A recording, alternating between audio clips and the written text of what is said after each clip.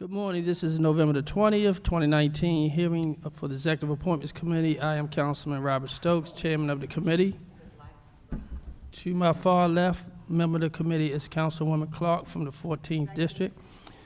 To her far left is Councilman Schleifer, Chairman of the committee from the 5th District. To my far right is the committee staff person, Marguerite Kern. Also walking in is Councilman Cohen from the 1st District, member of the committee. Okay. Today we review the following nominations. The Commission on Sustainability, Ms. Mia Bloom, Nicolette Lucent. Did I get that right? Okay, I'm sorry. And after those two, we will be nominating and for the Board of Ethics for Baltimore City, Donna Davis. The committee would like for you to state your name, tell us about your background and interest in the position, and share your vision for the commission or the board. After you finish your presentation, committee members may ask you a few questions. Please stay seated and use the microphone at your desk. Our first nominee is Mia Bloom. Good morning, Chair, honorable members of the committee. Thank you today for this hearing. I'm really excited about this opportunity to be on the Sustainability Commission. I have been working in greening efforts since, actually for a very long time, but I've been a master gardener since 2016, working to create sustainability initiatives in Northeast Baltimore. I've also fostered a group of gardeners in Northeast Baltimore. Over 700 members are a part of a group, and was a lead ambassador on the Sustainability Commission that was part of getting the community input for the rewrite of the Sustainability Plan. Okay, thank you. Do any of the committee members have a question? Councilwoman Clark and then Councilman Cohen. I just want to say how wonderful it is that Mia's coming home to be part of sustainability, which is, as far as I'm concerned, a core commission that doing things in Baltimore City. I mean, it's activist, it's inventing, it's progressing us, it's pushing us in very diplomatic ways, but pretty straight language into progress in a variety of areas, like zero waste, and that's just one. Food deserts. When it's an issue that affects people where they live, and it's about people's lives affecting the city's life, it's a sustainability issue. And they have the most active board. Their board members all do things all the time. And so Mia, she's an activist all by herself, and so nice. She's been here in City Hall with us, and now she's coming home. Thank you. To tell us what to do this time. And we can't wait. Thank you. Councilman Cohen. Thank you, Mr. Chair. Thank you, Mia, for your service. To echo my colleague, Councilwoman Clark, really excited that you are participating in this way. I think this is a critically important commission. Again, we think about the long-term impacts of the climate crisis, and in a city that is, literally right next to the water, it is so very important that we both acknowledge and work incredibly hard to do whatever we can at the local level to reverse that impact. So I'm really pumped to see you coming back to do this work. I did want to ask, just sort of, if you could drill a little more into how you view this commission, what the role is, what the engagement should look like with City Council or with the administration, and how this commission, which I think has done really, really good work in sort of coming up with some language and vocabulary and a plan, how we can continue to move that work forward. Absolutely. That's a very good question.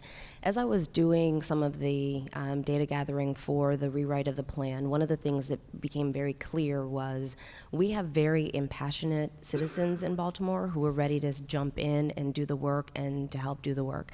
I think that this plan is holistic in nature, and we're looking at not just environmental impacts, but education impacts, transportation, workforce development, all the things that it takes to live in a thriving city.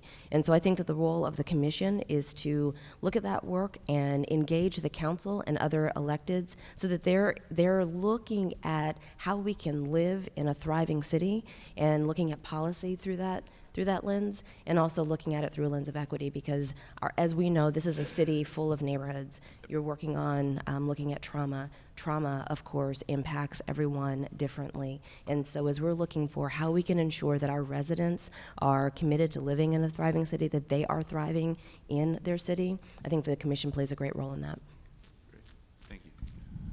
I just have not a question, but sustainability. Are we working with our young people like in the elementary schools? I think that's so important that we, this body, commission that visits some of the elementary schools to get our young people involved and talk about sustainability, because it really affects their neighborhoods where they live at. And I think it's only great to get them at a young age, instead of waiting until they get to the 9th or 10th grade, but get them in elementary school so they can really focus on and know what sustainability means in their neighborhoods and how they can make a difference. So Yeah. my question would be, will this commission be reaching out to some of the elementary schools to, get the young elementary school kids involved in it? There is a youth component that is in the commission, and we have youth ambassadors, and so I think that is something that you are correct. We need to make sure that we're looking at making sure that all of our young people are engaged in all of the efforts that lead to a sustainable environment. Well, I'm gonna make this selfish statement. Could you start in the 12th district? Not against my colleagues, Don't worry, I'm Start in the 12th going to district. get her. No, I think it's a great idea, that's all. Thank you. Any other questions for? Just a quick amen to that point, which is, I think, we had some young people come in from Federal Hill Prep yesterday and have this whole mock hearing about, essentially about climate change and the plastic bag ban and all these different things. And I think that, Mia, you talked about equity. I think that some of our schools are really there and are pushing on sustainability, and then some of our schools are not yet. And so I really think, to my colleague's point, there's a role for you all to play in getting this out there to our young people, because ultimately it is their future, their city, they're going to inhabit. So I would just push very hard for the sustainability, for the whole commission to really, whether it's go on a road show and take this into elementary schools or something, because I think it's great to have this framework, this plan, this vision, but if children in our city don't see it, don't understand it, and can't kind of wrap their own minds around it, they're not going to internalize it, and we'll continue to see trash thrown on the ground and lack of recycling, lack of composting, all these different things. So I would just echo Chairman Stokes' point, which is the more you all can do to really push this out and educate, especially our kids, I think it will go a very long way. Thank you. Thank you. Any more questions for Ms. Mia Bloom? Thank you. Our next nominee is Nicolette Lucent. Did I get it right? Close. How do you say it? Nicolette Lewis Saint. Okay. Louis Saint. Saint. Okay. Yeah. Remember that. It's just It like is, it's looks- phonetic. Yeah. Good morning. Thank you so much for having me. It's great to be here with you all. I'm very excited to be a part of the commission I serve as the executive director of Healthcare Ready. Healthcare Ready is a national nonprofit organization that was founded right after Hurricane Katrina, focused on really ensuring healthcare resilience after disasters.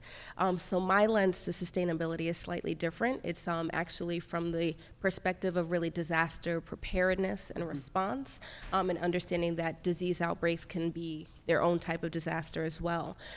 From my vantage point, the reason that this commission and the work that the Office of Sustainability is doing is so important is because of the investments that are made in sustainability and the way that a lot of our other investments in planning really rise and fall and how resilient our society can and should be.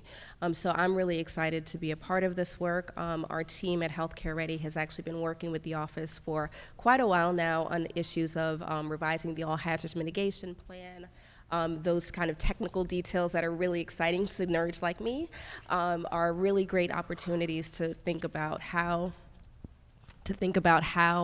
we are doing a better job of incorporating the principles of sustainability and the great work that the Commission has done and the policy recommendations into something tactical like the All Hazard Mitigation Plan. So I'm happy to take any questions you have, and I'm looking forward to working with you all. Councilwoman Clark? Well, I just want to show you what I wrote when I went through your resume. I didn't write it this morning. I wrote it over the weekend. It just says amazing. This is the scariest resume. Like, there's not a degree that she doesn't have. Councilwoman, could you use the mic? Oh, Thank you. yeah. And all the right things, too. Yeah. I mean, starting with Carnegie Mellon, not bad, and then getting you got your Doctor of Philosophy in Pharmacology and Molecular Science at Hopkins, Yes. and then got your postdoc there, yeah. I did. And then went on to the University of Baltimore to become a specialist in global business and healthcare management. Yes. So basically, you're going to have such a good time on this commission, and they're going to have such a good time working with you. And it couldn't be more, I mean, it's wonderful what you've done. I can't believe you're not 88 years old.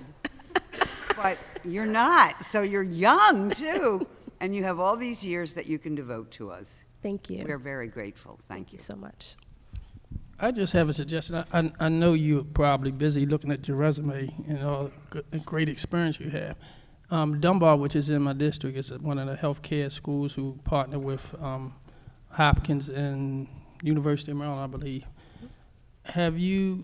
Would you have time to have one of the students kind of shadow you, almost like apprenticeship, just to see some of the things that you do now, not just what's the sustainability, but just in that healthcare field? Because a lot of times our young people don't get that on-hand experience till after they maybe leave Dunbar, and then they really working in that environment. But if they get that on-hand experience, the basic, once if they decide they want to go to college or go into the health field, they have some knowledge of exactly what they have to do and what it requires. So I didn't know if you had time. I know that's a big ask, but It's not, and I actually do mentor quite a bit, but one of the things that we've started within Healthcare Ready that I think would be a great opportunity is to allow for students to actually shadow us in our Emergency Operations Center when we're activated for disasters.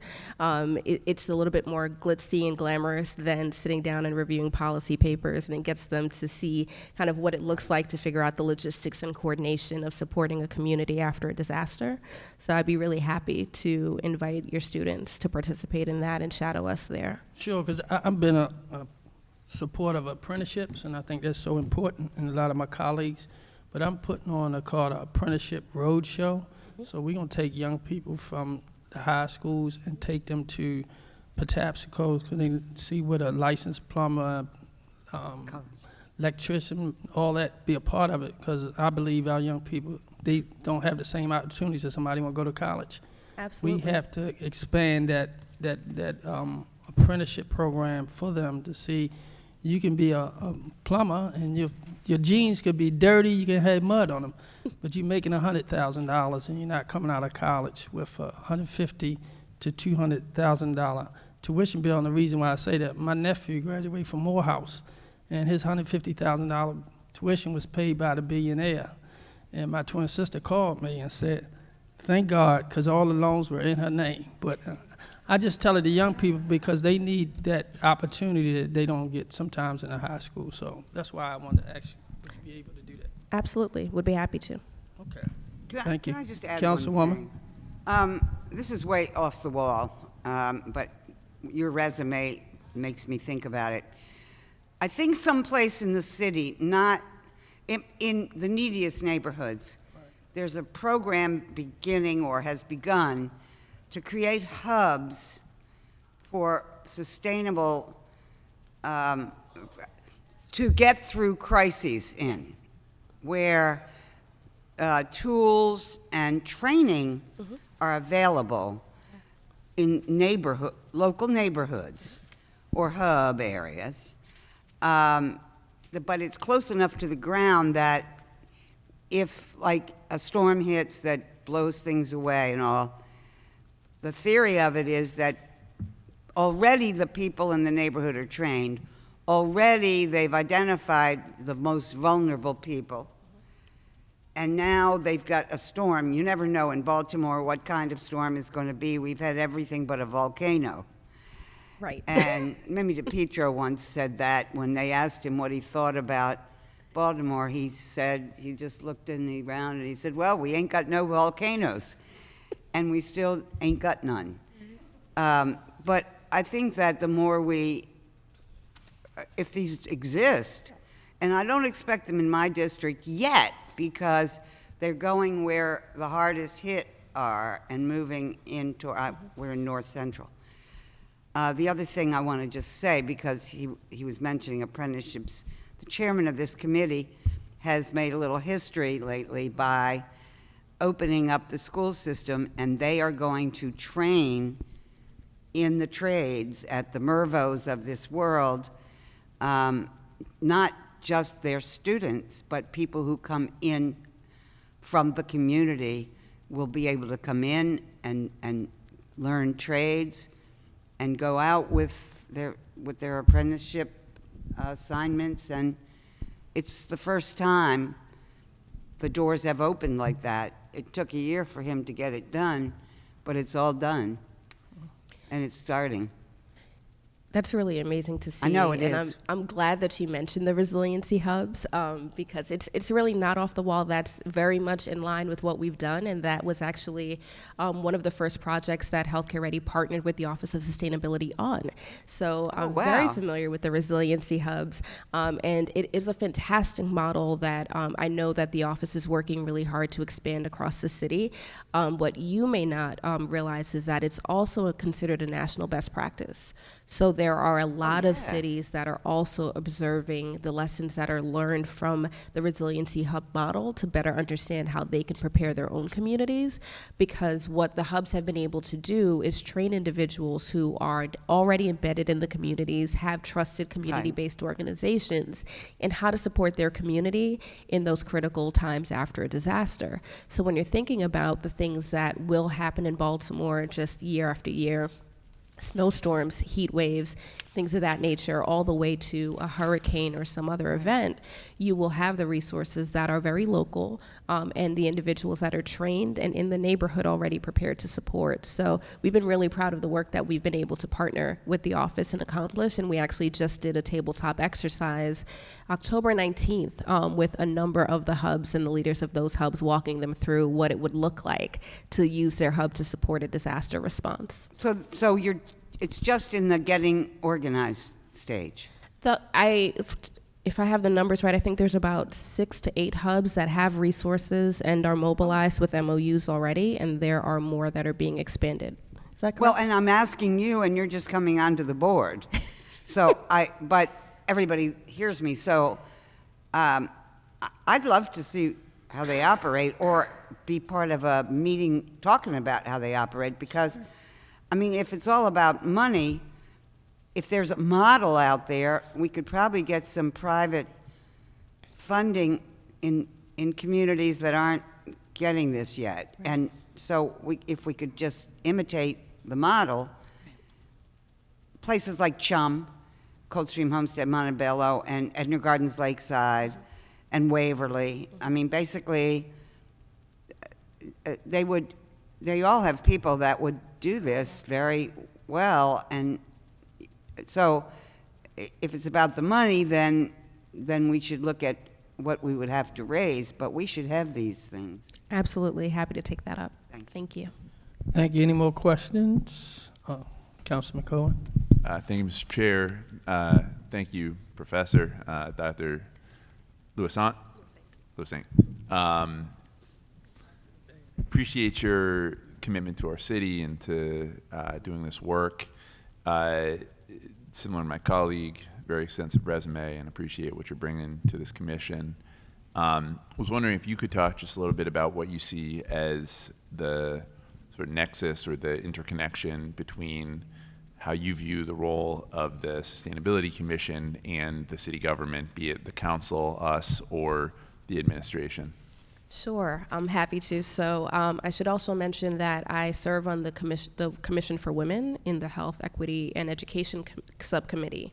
And that has actually been a really interesting lesson as the commission reemerged and has been working to identify the best and most impactful roles. So that has given me a little bit of a lens into understanding what the appropriate role of a commissioner should be. I really see it in terms of the relationship between the commission and city government.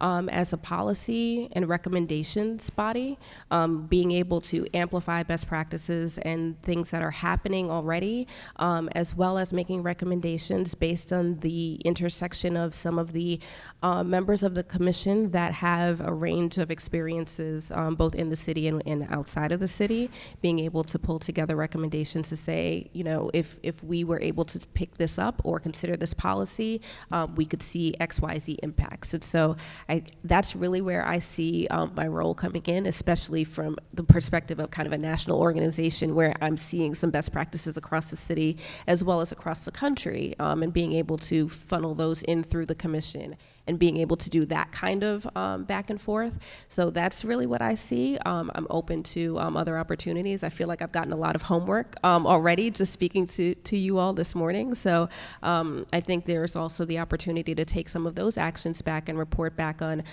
what the findings are and the outcomes from those actions as well. Great. Thank you. Okay, thank you. There are no more questions. So our last nominee is for the Board of Ethics of Baltimore City. Ms. Davis, I know you, when we first started off, you weren't here when we talked about the committee would like for you to state your name, tell us about your background and interest in the position, and share your vision for the commission or the board. Absolutely. Thank you. It's a pleasure to be here this morning, and I thank you all for taking time to support this process. I'm Donna Davis. I'm a proud native Baltimorean, a local gal. I actually started my career here in the city a long time ago, probably before y'all were born, working in the juvenile justice system, trying to prevent our youth from entering the adult correctional system. Worked full-time during the day and attended night school full-time. Got a Bachelor of Science degree from University of Baltimore, and then was offered a position in security at Westinghouse Electric Corporation. So I went to security, worked there a number of years, ended up managing the Security Services Department, focusing on information systems, technology, security in the classified DoD realm. I moved over to program management for a number of years and then settled into the Director of Ethics and Compliance position for Northrop Grumman. Northrop acquired Westinghouse some years ago. As the Director for Ethics and Compliance, I oversaw the hotline system where folks from across the globe could call in questions, concerns, and allegations of misconduct. We had a plethora of regulations and laws, as you might imagine, to follow, supporting the program in the United States, Canada, South America, Central America, Africa, Asia, and Europe. I think that about covers, and Australia, yes. I was the Director of Ethics for 21 years, and primarily supporting the investigation process, training and awareness, and chairing their ethics board. I retired in March of this year and want to give back to my city. I love Baltimore, I live here, and I'm very proud of its history and its people and its neighborhoods. March, you might recall, was a difficult time for us. We had some ethical issues that came up. So in looking over how I should spend my retirement, I decided my body of knowledge and my experience closely aligned with the ethics board, and it seemed like an area of need. So that is why I was drawn to this commission, and I'm very humbled and proud to support it. I see it not only addressing opinions, advisories, and reviews of issues of conflict of interest, gifts and gratuities, and misconduct that come before it, but I would also like to explore some outreach both within the city agencies and in our local neighborhoods. I think the key to any strong ethics and compliance program is a strong positive culture built on core values that the participants embrace, such as integrity, transparency, awareness, so forth.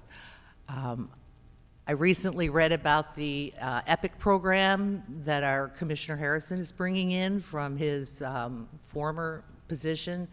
That is exactly what I'm talking about. Strengthening the culture within so that folks feel comfortable coming forward with questions and concerns and challenge each other to keep us above the fray and not let each other get into trouble.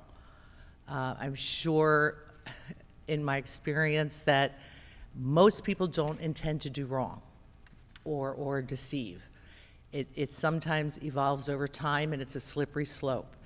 But if they have strong alliances and communication and confidants within the system to talk to, or that feel comfortable challenging them, then it can be nipped early and addressed, and it won't be something as serious as we went through back in March. So that's my basic interest. Of course, you know, my beautiful husband is also quite active in the city, and he didn't want me sitting at home nagging him, so he's trying to keep me busy as well. I think I have a lot to give to the commission, and I'm ready to apply what I know and work hard for it. Well, thank you. Any questions, Councilman Cohen? Thank you, Mr. Chair. Thank you, Ms. Davis, both for committing to serve our city and for hosting me in your lovely apartment a couple of weeks ago or nights ago. I don't even know anymore. Our residents appreciated you being there very much. Thank you. Yeah, I think it's a little bit of an elephant in the room that this morning it was announced that our former mayor is facing a very serious set of indictments and a long time in federal prison. That is very painful on a lot of levels for, I think, all of us, for our city, for those of us that serve it. And so I think we collectively need to work to ensure that that never happens again. Absolutely. And that systems and structures are in place so that we don't have a situation where something that's frankly just pretty egregious is allowed to fester, and that so many of our institutions within Baltimore, not just city government, but our medical institutions are also implicated and indicted by that scandal. And so I think this was really sort of all of us, and all of us have to do better to ensure that it doesn't happen again. There have been multiple legislative structural reforms that my colleagues and I have introduced. Before that, in 2017, I was really proud to pass the Transparency in Lobbying Act, and about 2 or 3 weeks ago, the public website, the portal was just put into place so that citizens, journalists, council members, all of us can see twice annual reports from lobbyists, who they're going to advocate for, who their clients are, any sort of money that's being given to campaigns. I think that's the type of transparency that we hope to see. I know one of my colleagues introduced the whistleblower legislation, the inspector general legislation, some legislation to make it easier for us, if there is ever a scandal like what we just saw, to be able to essentially fire or remove a sitting mayor, because in the situation that we had, there was no mechanism for us to do that, even when it became clear and egregious that ethical violations had taken place. So it put the city in a really precarious position. All that to say, I think there's a lot of work structurally that needs to happen to strengthen our ethics code. One concern I've had is the board itself is voluntary and understaffed. The staffs that are themselves doing multiple other things, including supporting the legislative process. So it's a tricky one, and it really needs strength and teeth, and it needs good folks like yourself to step up and be part of it. So I guess I'm excited that you're willing to serve. My question is, how do you view your role in strengthening the framework that exists, adding teeth? I liked what you said about creating sort of a culture of shared values. How do you, from your position on the ethics board, do that? How do we sort of inculcate the values into all of what we see in city government? And the last thing I want to say, and then I'll stop talking, is I would again say that the vast majority of people that work here are incredibly ethical, work extremely hard, are often undercompensated for the work that they do. So this is not a critique of government or city government, but it is to say that I think the systems and structures need strengthening. So I'm glad that you're stepping up to serve. Thank you. Well, I hope to bring some of the experience and success I had from Northrop Grumman into the board. For example, when I took over the ethics position, it was in its infancy. I had one employee when I started 21 years ago and one employee when I finished. Was it the same employee? Northrop Grumman has over 80,000 employees worldwide. I did it through a system of volunteer advocates, ethics officers, ethics advisors, whatever you choose to call them, that would be the friendliest term. And they were my eyes and ears across the globe. They were the folks that I focused on training and talking to, so they could talk to their business leaders and their employees. Part of their role for transparency was communication. Part of their role was to sit down with their business leaders, who are the immediate focus, and talk about what's new. What have you been involved in? What boards are you sitting on? Are they paid positions? Where else do you get income besides here in the city? Do you have hobbies that you make money from? In our business at Northrop Grumman, a lot of folks were software developers and did it for the gaming companies. And that's fine as long as they don't use proprietary information, and as long as they disclose it and it gets properly vetted.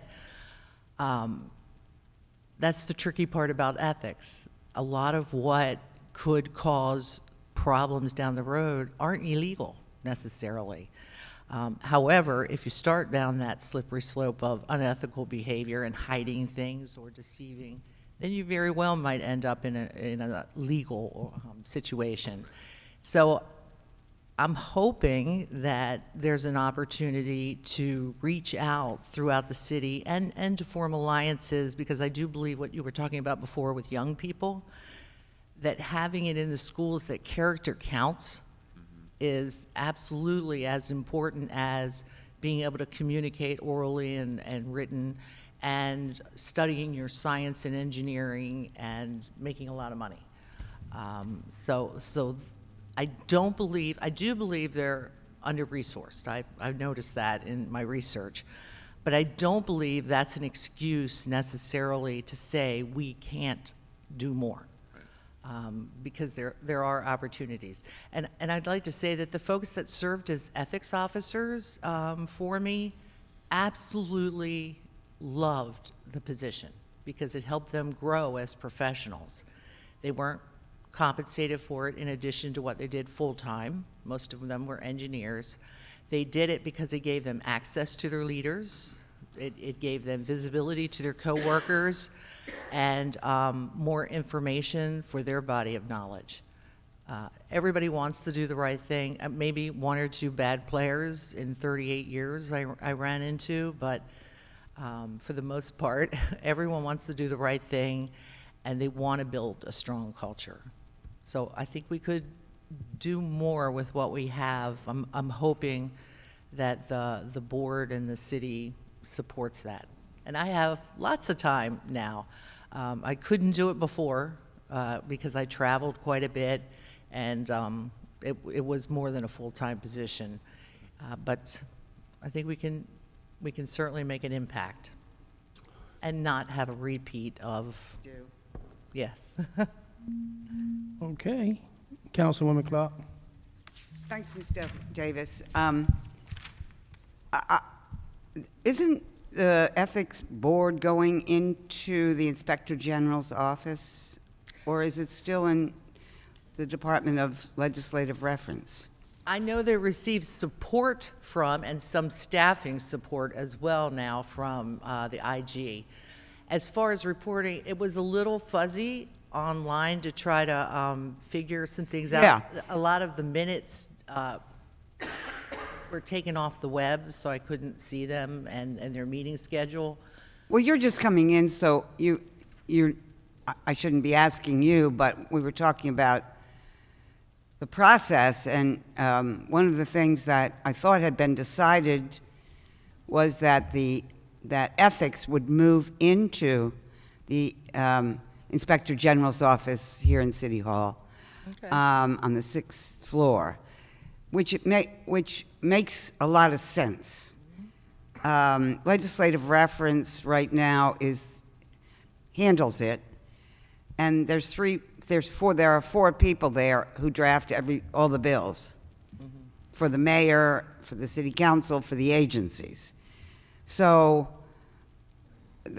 and they have one person who handles ethics forms when they're due and posts them, but that's about it. So basically, let me just say to you that I was shocked when a more diligent colleague of mine realized or had researched that so many of the people who have to put in their ethics forms every year by April 30th don't do it.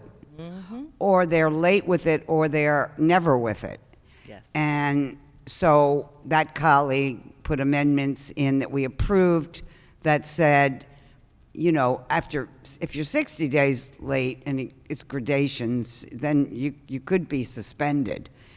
Mm-hmm. And that also made me think, well, who's telling people why it's important, or why is it important to all these people that aren't turning it in, and what's going on? Mm-hmm. So I don't want to see people fined. I want to see people do what they're supposed to do. Absolutely. But do they even know why, or that they are included? We've had so many staff changes in so many agencies that who knows what we're supposed to do. Now, we have to know, elected officials, because, I mean, we just got to meet those deadlines and try to do it right.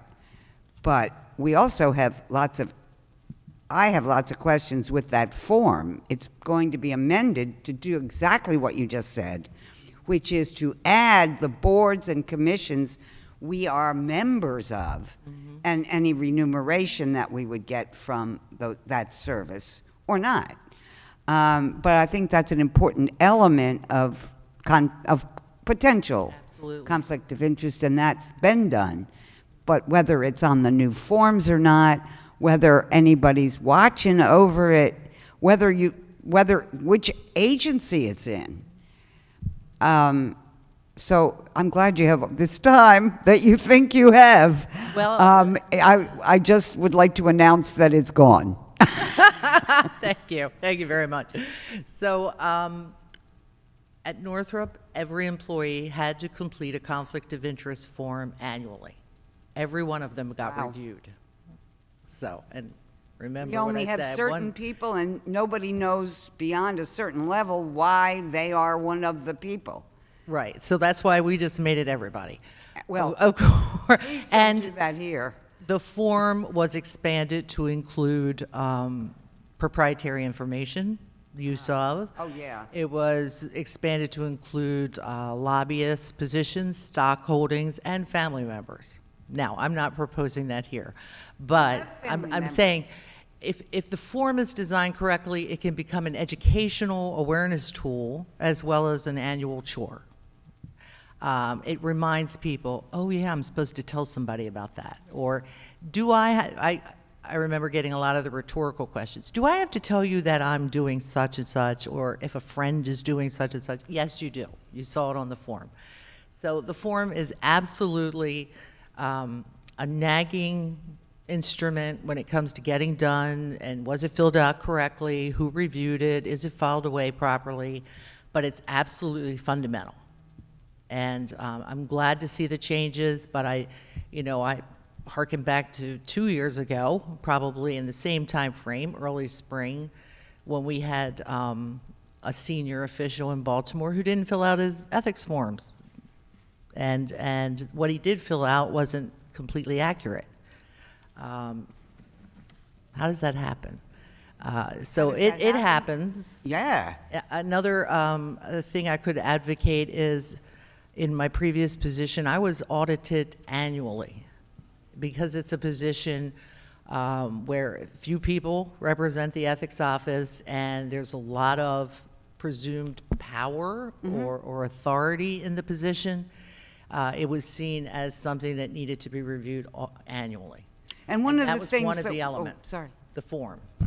One of the things that the Ethics Board has to pass on is, like, if I want to go raise money for a nonprofit organization as an elected official, so forget about the disclosure forms every year, and please read them and tell me how anyone can figure what they're asking you. And you just have to, more or less, after many years, just give them the same thing and hope for the best.